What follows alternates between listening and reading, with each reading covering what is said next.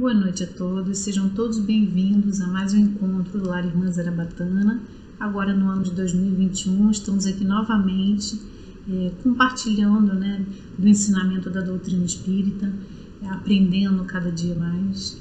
E é um grande prazer estar aqui reunidos. Eu desejo a todos um ano de muita luz, de muito aprendizado, de muito aprimoramento moral, intelectual, de muita reforma íntima, muita transformação, muitas conquistas e, sobretudo, muita saúde a todos nós. Antes de iniciar, vamos elevar o pensamento ao Mestre, pedindo a Ele que nos dê muita luz na noite de hoje. Agradecemos a oportunidade de mais um dia de estudos, de reflexões, e que o nosso Mestre Jesus, juntamente com os emissários do bem, possam nos intuir e nos preparar para a assimilação desses ensinamentos espíritas, para que a gente consiga colocar em prática. Com a graça de Deus, que assim seja. Bem, meus irmãos, para quem não me conhece, meu nome é Marina, eu sou colaboradora do Lar Irmã Zarabatana e hoje eu trouxe um tema para a nossa reflexão: desigualdade sob um olhar social e espírita. Vamos lá? Eu costumo começar sempre as minhas palestras falando sobre o significado da palavra, né? Eu acho que enriquece bastante a nossa compreensão. E a desigualdade no aspecto social, o que ela significa?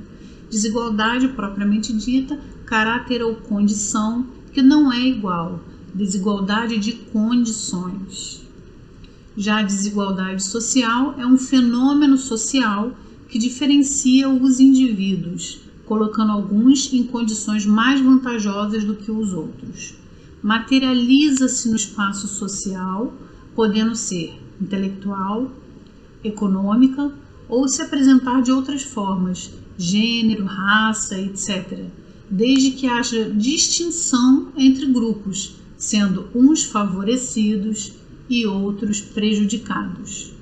Ou seja, gente, toda desigualdade social, ela possui uma raiz histórica que ultrapassa uma geração.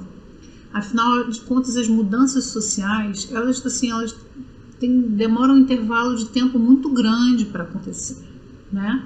Então as pessoas crescem ensinadas a acreditar que não é possível modificar uma desigualdade social.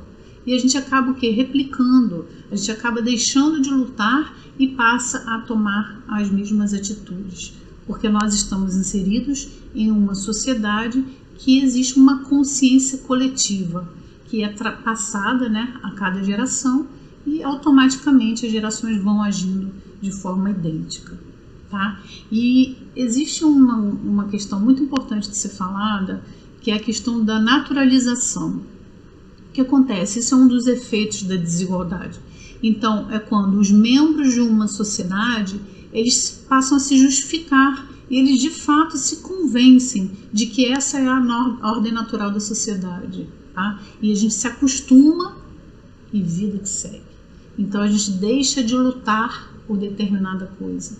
As pessoas deixam de lutar por um ensino público digno porque tem um filho inserido numa escola privada. As pessoas deixam de lutar pela saúde pública do SUS porque possuem planos de saúde. Então a gente acaba se acomodando, compreende? E a gente passa a naturalizar, a compreender, a levar isso como uma coisa natural na nossa vida, e não é. Bom, vamos conversar aqui sobre os tipos de desigualdade social e abro um parênteses para falar que aqui a gente não vai tratar de discriminação. Se a gente for tratar de discriminação, ainda entra uma série de qualificações religiosas, discriminação em relação ao estado civil, se é casado, se não é. Não, a gente vai tratar aqui de desigualdade social, tá? E a desigualdade social mais comum, mais gritante, mais palpável para todos nós é a desigualdade social, econômica, financeira. Tá? É a que temos maior facilidade de percepção. Por quê? Porque ela não é um problema individual. Ela é um problema de quê? De concentração da renda. Né? A gente vê aqui essa imagem, é muito impressionante, é muito impactante, uma imagem tirada de cima, em que mostra um condomínio de luxo e ao lado uma comunidade. Então aqui mostra bem uma desigualdade social e econômica, né? Uma foto que traz com muita nitidez isso pra gente, tá? Já a desigualdade de gênero, ela se classifica como gênero masculino e feminino, homem e mulher, né? E conforme as normas culturais dominantes, o papel feminino ele sempre foi visto como algo menor, né? A nossa sociedade ela é uma sociedade muito paternalista, então há muitos anos existe muito o machismo, quer dizer, a mulher teve que conquistar o seu lugar, né? Ainda luta por isso, mas o direito a voto, ao trabalho, ao cargo público, isso é uma etapa que nós estamos enfrentando ainda com muita dificuldade, né? E existe ainda uma dificuldade muito grande em relação às oportunidades de trabalho, né? Em relação aos salários, sempre foram muito diferenciados, porque existe uma concepção de que o homem é mais capacitado ao cargo do que a mulher, tá?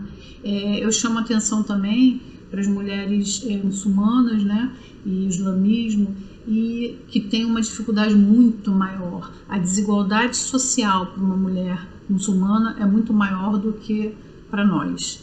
E também em relação à questão da mulher negra, né? 51% da população no Brasil é uma população negra, mas a outra metade, os 49%, que são feitos brancos, compostos de brancos, eles têm o dobro de oportunidades. Então, além da dificuldade de gênero, existe aqui também essa dificuldade para mulheres não só muçulmanas, mas com mulheres negras. Tá? Aumenta mais ainda a dificuldade. A desigualdade sexual, né, referente à orientação sexual. Quando a gente fala de orientação sexual, a gente fala da aptidão pelo gosto em que a pessoa se relaciona, o sexo que a pessoa se relaciona, né? Então, se a pessoa é homossexual, heterossexual ou bissexual, tá? Assim como na desigualdade de gênero, as normas culturais dominantes, elas impõem padrões de sexualidade e de comportamento, né? Então, a grande maioria, em massa, pensa que o normal é ser heterossexual. Então, consequentemente, pessoas que não se apresentam como heterossexuais, elas ficam vulneráveis à violência, à discriminação, enfim, e maior dificuldade também em relação às oportunidades no mercado de trabalho. Tá? Já a desigualdade de classe, né, quando a gente fala na desigualdade de classe, a gente enxerga que uma criança advinda de uma família de classe média alta ou de classe média, ela terá muito mais oportunidades do que uma criança de classe média baixa. Então, a classe social influencia e muito, né, em relação à questão da desigualdade, porque as oportunidades que surgem, elas são muito maiores para quem tem uma classe melhor.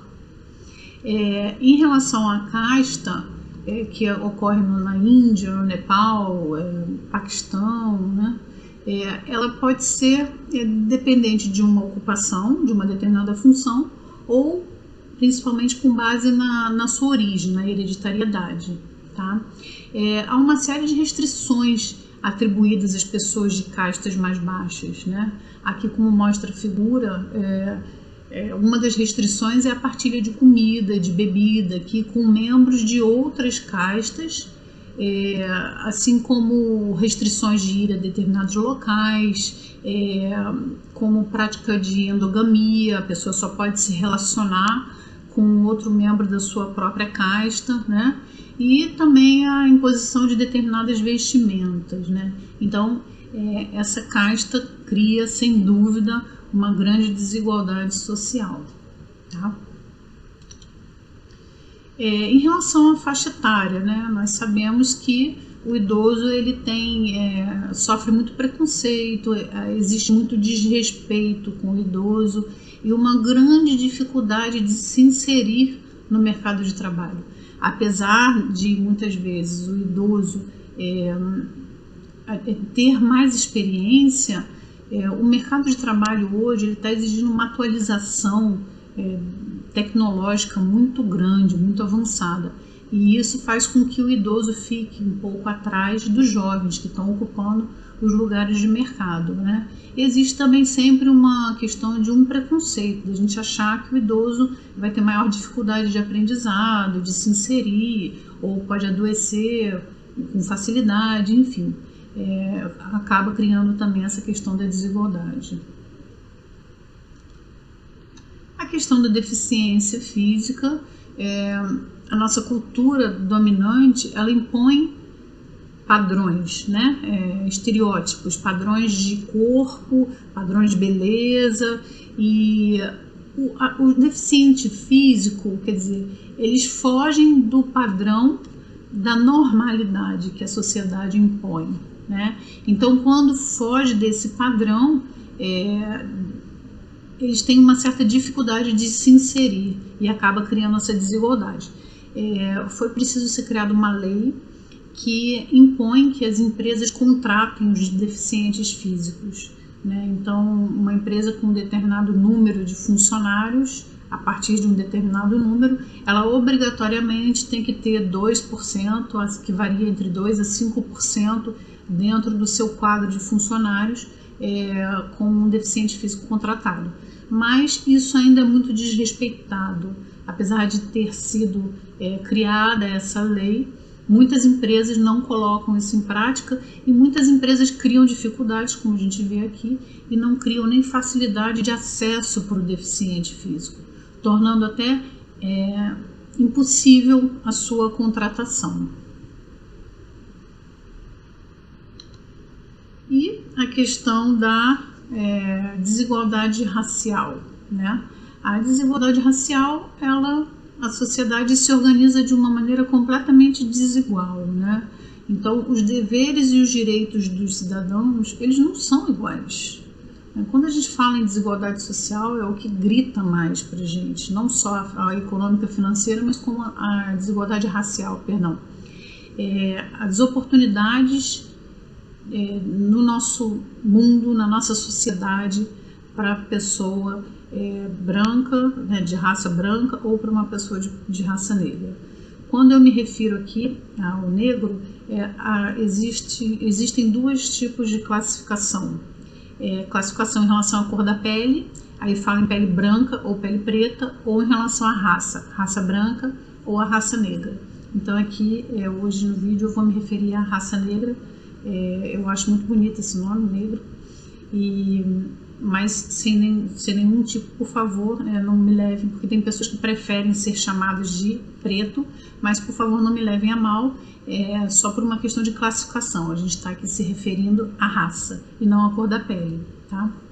Então, quando a gente fala da questão da desigualdade racial, existe um artigo, o artigo 5º da Constituição Federal, que diz: todos são iguais perante a lei, sem distinção de qualquer natureza. Mas será que realmente é isso? Será que na prática isso funciona? E ele ainda diz: garantindo-se aos brasileiros e aos estrangeiros residentes no país a inviolabilidade do direito à vida, à liberdade, à igualdade, à segurança e à propriedade. Tá? É o artigo 5º da Constituição Federal. Mas se nós formos observar, as pessoas mais ricas do nosso país, e eu estou falando aqui do nosso país, do Brasil, tá? A grande maioria das pessoas ricas são pessoas brancas. A grande maioria das pessoas que possuem ensino superior são pessoas de pele branca. A grande maioria dos políticos e dos cargos públicos, juízes, desembargadores, procuradores, são pessoas de pele branca. A representatividade das pessoas negras é muito baixa. A grande maioria das pessoas que possuem carro e que possuem eletrodomésticos nas suas residências são pessoas de pele branca. Muitos negros não possuem em casa uma máquina de lavar roupa, por exemplo. A grande maioria das pessoas que estão empregadas, que hoje tem um trabalho, né, fixo, são pessoas de pele branca. Já em relação aos negros, né, as pessoas de pele preta, a grande maioria das pessoas pobres e que passam fome são pessoas da raça negra. Os analfabetos brasileiros, a grande maioria é da raça negra. Não possuem acesso à internet, cerca de 50% da população que não possuem acesso à internet, a grande maioria são negros. Não possuem esgoto encanado, que dependem do SUS. Cerca de 70% das pessoas que dependem do SUS são pessoas da raça negra. A maior parte dos homicídios, os homicídios inclusive causados muitas vezes pelos policiais, independente de se averiguar a culpa, no momento qualquer suspeita, a grande maioria são pessoas da raça negra. E a maior parte dos detentos, hoje numa instituição penitenciária, se nós visitarmos, nós vamos detectar facilmente de que a grande maioria são pessoas de pele negra. Ou seja, todos são iguais perante a lei? Será que isso na prática realmente funciona? Eu trouxe para vocês um conceito que eu particularmente aprendi recentemente e considerei assim, muito importante a gente compreender, a gente entender. Foi através de um trabalho de escola da minha filha, em que ela veio me pedir ajuda e nós começamos a estudar a respeito desse tema, o que eu achei muito importante, tá? Que fala sobre a interseccionalidade. Qual é a definição de interseccionalidade? Cada indivíduo sofre opressões com base nas diferentes categorias sociais em que se encaixa, em relação a gênero, a raça, a classe, a etnia, a deficiência e a sexualidade. Ou seja, essas características, essas categorias sociais é que formam a personalidade de um indivíduo, tá? Eu não consigo falar, por exemplo, somente como uma mulher. O meu lugar de fala, a minha voz, a minha representatividade é como uma mulher branca, de classe média, ou seja, as categorias em que eu me enquadro, elas não estão dissociadas, todas elas estão interligadas, tá? E isso faz com que a opressão que eu sofra seja diferente da opressão que uma mulher, por exemplo, de classe média, mas de cor de pele preta, é diferente a opressão que ela sofre. Ou a opressão que eu sofro é diferente do que uma mulher branca de classe média baixa. Porque essas características que formam a voz, né, a representatividade de cada indivíduo, elas não estão dissociadas. Tá? E aí a gente vai para os exemplos que eu trouxe aqui. Em 2010, nos Estados Unidos, teve o caso da GM Motors, né, General Motors, que foi um julgamento com uma análise isolada. Tá? 5 mulheres, um grupo de 5 mulheres negras, eles entraram com uma acusação contra a GM porque elas não conseguiam vaga para serem admitidas, né, no seu quadro de funcionários, e a defesa, né, da GM, o tribunal acabou absolvendo, recusou a acusação dessas mulheres em relação à GM, porque dizia o seguinte, que a GM possuía dentro do seu quadro de funcionários mulheres, que eram mulheres brancas, e possuía dentro do seu quadro de funcionários negros. Mas, na verdade, a defesa, né, a acusação dessas 5 mulheres era a importância da intersecção. Não pode se dissociar. Por mais que a GM admita mulheres, por mais que a GM admita negros, a GM dos Estados Unidos não admitia mulheres negras. Mas o tribunal ainda assim rejeitou a acusação. tá? Então, quer dizer, eles não contratavam mulheres negras, e infelizmente elas perderam a ação. A gente vê então que nesse caso a importância de que o julgamento não pode ser de uma forma isolada, ele não pode avaliar só uma característica, né? A importância mesmo da intersecção. Outro exemplo muito interessante também é ocorrido aqui no Brasil, mais precisamente no Rio de Janeiro, na Lapa, em 2013, tá? Que foi o maior exemplo de um maior símbolo da seletividade penal, que foi o caso Rafael Braga, tá? Ele era um catador de latinhas e de materiais reciclados. E às vezes ele saía para trabalhar e ele não conseguia dinheiro, não conseguia angariar dinheiro para retornar para casa, para o ônibus, né, de volta. E com isso, muitas vezes ele dormia no meio da rua. E nesse dia especificamente, ele se acomodou lá para deitar e para dormir e começou a ter uma manifestação pela redução das passagens de ônibus no centro do Rio. E nesse momento ele foi abordado por alguns policiais e dentro da sua mochila existiam frascos de pinho-sol e água sanitária, que eram os materiais reciclados que ele tinha encontrado e estava arrecadando. E ele foi preso.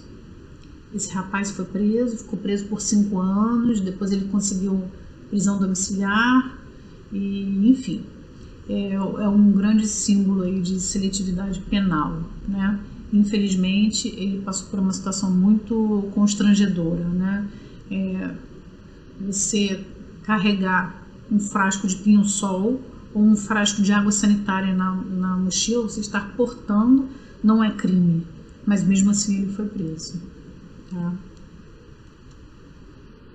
E mais recente, em 2020, aqui também no Rio de Janeiro, no Brasil, né, no Rio de Janeiro, tivemos o caso da Mariana Ferrer, uma jovem classe média e que se envolveu com um empresário famoso e de classe média alta, e no final da condenação o rapaz foi absolvido e foi qualificado como estupro culposo, que é quando não existe a intenção, né? Doloso é quando existe a intenção e culposo é quando não existe a intenção. Essa tipificação, inclusive, não existe no nosso Código Penal, mas foi dada pelo juiz e pelo tribunal, né, que entendeu que era um estupro culposo, tá? E aí eu chamo atenção aqui sobre esse caso da Mariana Ferrer, exatamente sobre a questão da interseccionalidade, né, que é motivo de muitas disparidades aqui no Brasil por conta da manutenção desse sistema estamental, né? Então isso não é um caso isolado que aconteceu, assim como o caso do Rafael não é um caso isolado aqui no nosso país, existem inúmeros casos. Isso é apenas um projeto que se mantém assim. Então a absolvição do empresário, né, desse rapaz, André Aranha, é uma evidência desse grande projeto, né? Até porque ele sendo um homem de classe média alta, ela mulher de classe média baixa, a probabilidade dele ser condenado, né, culpado, é mínima. Enquanto que um negro é preso por qualquer motivo, como foi o caso do Rafael Braga, que carregava pinho-sol e água sanitária na sua mochila. E foi preso em flagrante durante uma manifestação de rua. Então, é exatamente isso que mostra essa questão da interseccionalidade, né? Como isso tem uma dimensão, um peso muito grande na nossa sociedade, né? Porque quando você une as características que formam aquela pessoa, aquela fala, aquela representatividade daquele indivíduo, é que você para analisar, você para julgar, né? E a gente não pode ficar se atendo a isso. Agora, quando foi importante observar o contexto como um todo, como foi o caso da GM, aí se utilizou características isoladas.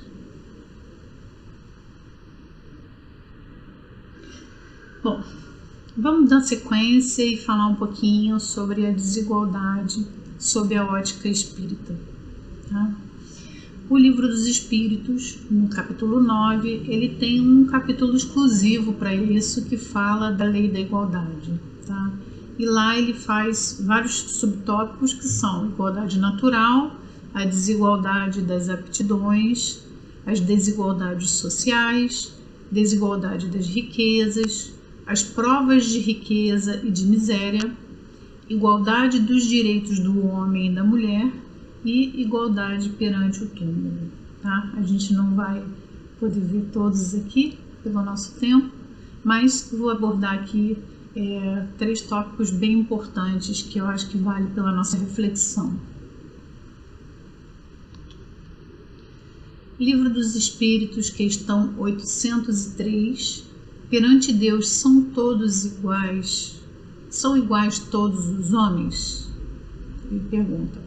Kardec pergunta e os espíritos respondem: sim, todos tendem para o mesmo fim e Deus fez suas leis para todos. Dizeis frequentemente: o sol, luz, é luz para todos, e enunciais assim uma verdadeira e maior e mais geral do que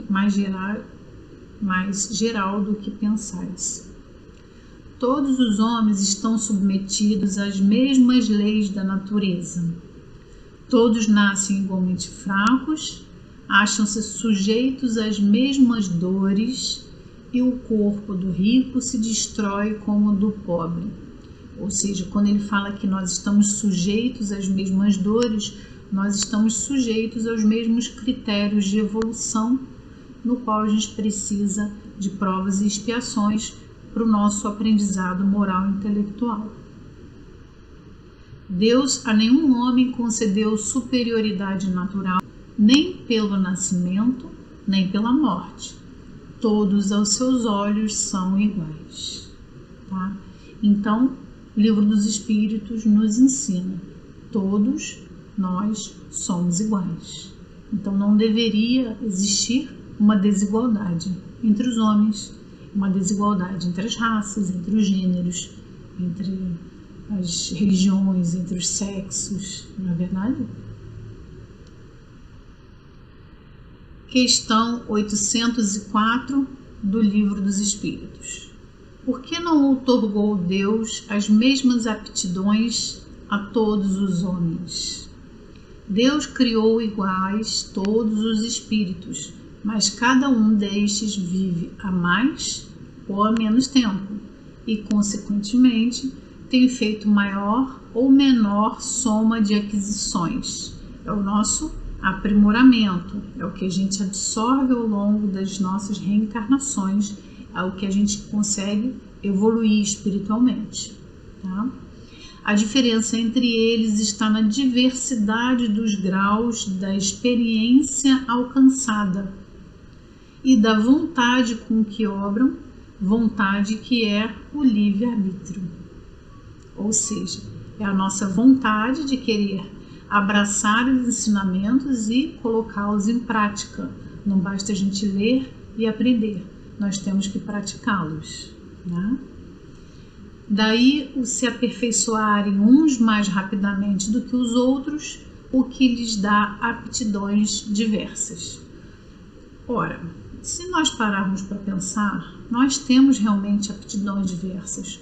O ser humano, ele já está inserido aqui, cada um com a sua bagagem espiritual, que a gente traz, não é verdade?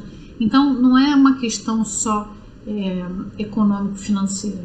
Se eu pegar um dinheiro e der para uma determinada pessoa e falar, vive com esse dinheiro durante 30 dias, e pegar o mesmo dinheiro e der para outra pessoa, a maneira com que eles vão gastar e gerenciar esse dinheiro, com certeza vai ser diferente, porque cada um tem a sua aptidão, a sua facilidade, cada um tem o seu aprendizado, a sua bagagem intelectual, a sua bagagem moral, né, que já vem trazendo aí de inúmeras reencarnações, de inúmeros aprendizados. Então, as aptidões de fato são diferentes, né? E eles continuam aqui. Por que não otorgou Deus as mesmas aptidões a todos os homens? E ele responde: necessária é a variedade de aptidões, a fim de que cada um possa concorrer para a execução dos desígnios da providência, no limite do desenvolvimento de suas forças físicas e intelectuais. Ou seja, cada um tem que colaborar com aquilo que tem. É lógico que essa colaboração vai depender também da nossa vontade, do nosso livre-arbítrio em querer fazer, né? Assim é que cada qual tem seu papel útil a desempenhar. Demais, sendo solidários entre si todos os mundos, necessário se torna que os habitantes dos mundos superiores, que na sua maioria foram criados antes do vosso, venham habitá-los para vos dar exemplos. E aí a gente explica a presença de espíritos que tiveram oportunidade aqui de reencarnar, tão grandiosos, né, como Madre Teresa de Calcutá, Chico Xavier, Nelson Mandela, Gandhi, tantos outros, né? E o maior deles, o grande exemplo, e que veio aqui para nos ensinar, o nosso mestre, né? O maior mestre de todos, que foi o Mestre Jesus. E a questão 806, que pergunta: é lei da natureza a desigualdade das condições sociais? E eles respondem: não, é obra do homem, não de Deus. Algum dia essa desigualdade desaparecerá? Eternas somente as leis de Deus o são. Ou seja, a desigualdade vai desaparecer. E quando a gente fala que a desigualdade ela é obra do homem, eu abro aqui um parênteses e vou convidar vocês a assistir e analisar junto comigo um videozinho que rolou aí nas redes sociais e que agora nós vamos rever para a gente poder conversar um pouquinho a respeito desse nosso tema. Tá bom? Vamos lá.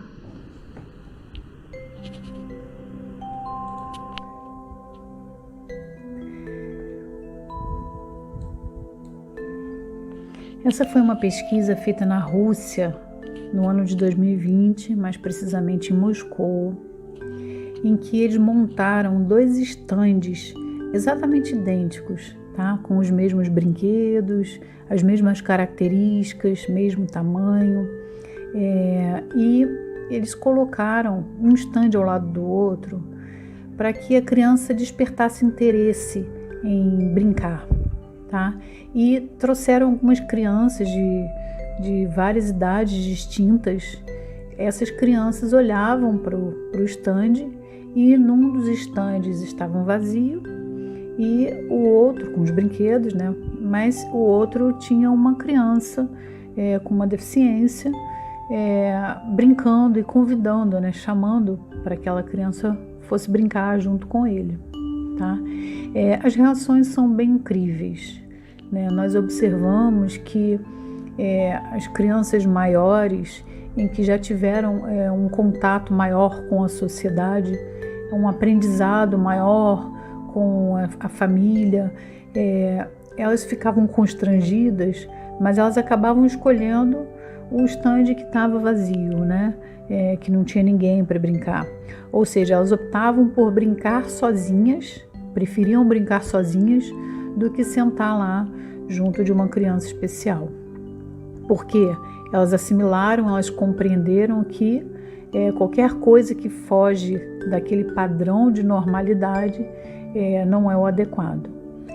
Quando eles começaram a trazer as crianças mais novas, menores, né, com idade inferior, a reação era incrível, né? O sorriso, a espontaneidade, né? A pureza da criança. E imediatamente ela se direcionava e começava a brincar com esse menino especial.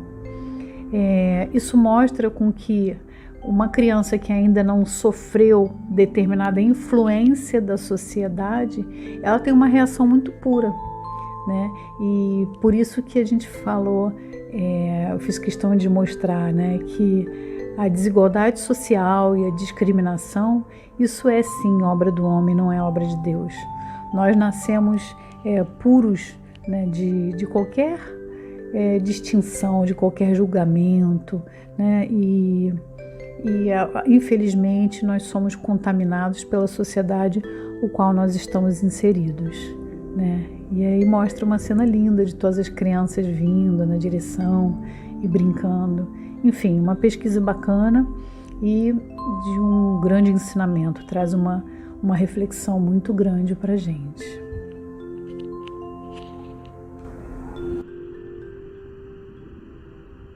Bem bacana, né, gente, esse vídeo, essa experiência, e que mostra que a gente vem de uma forma muito pura, né, a criança muito pura, e à medida que a gente começa a ser inserido numa sociedade, dentro de uma consciência coletiva, a gente começa a ser influenciado, né? E aí habita a nossa responsabilidade.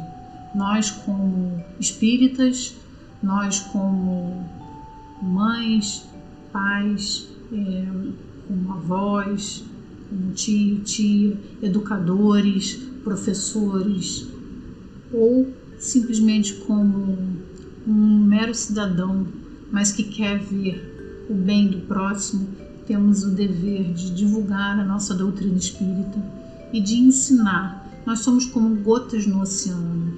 Parece que não faz muita diferença, mas faz, gente. Pensem, vamos fazer uma analogia, como se nós fôssemos uma gotinha colorida de amor, vermelha, da cor do amor. E se nós pingarmos essa gotinha dentro de um copo de água, a gente vai tingir essa água. Esse copo d'água representa a nossa família, né?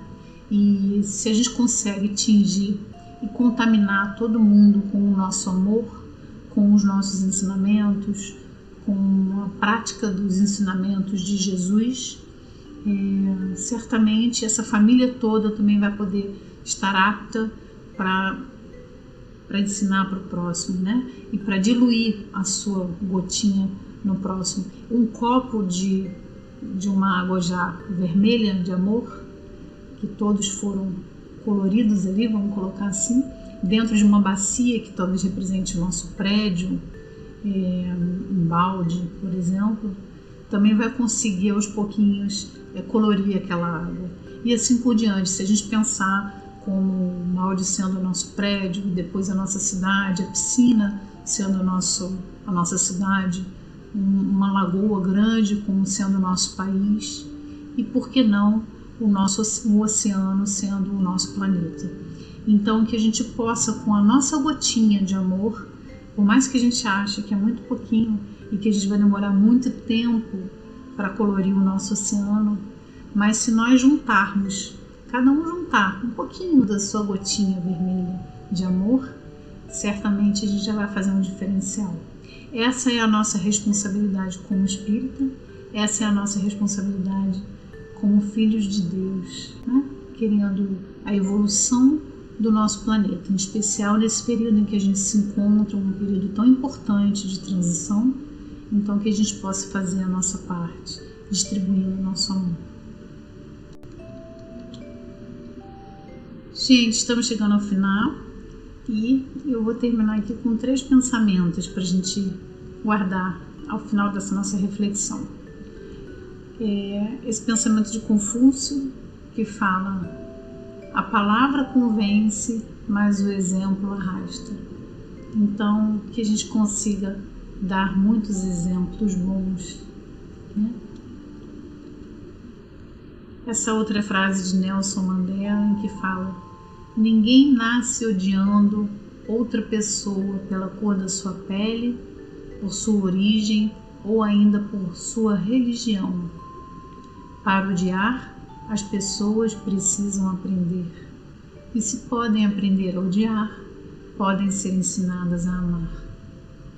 É o que nós conversamos sobre a questão da consciência coletiva e da influência da sociedade, né?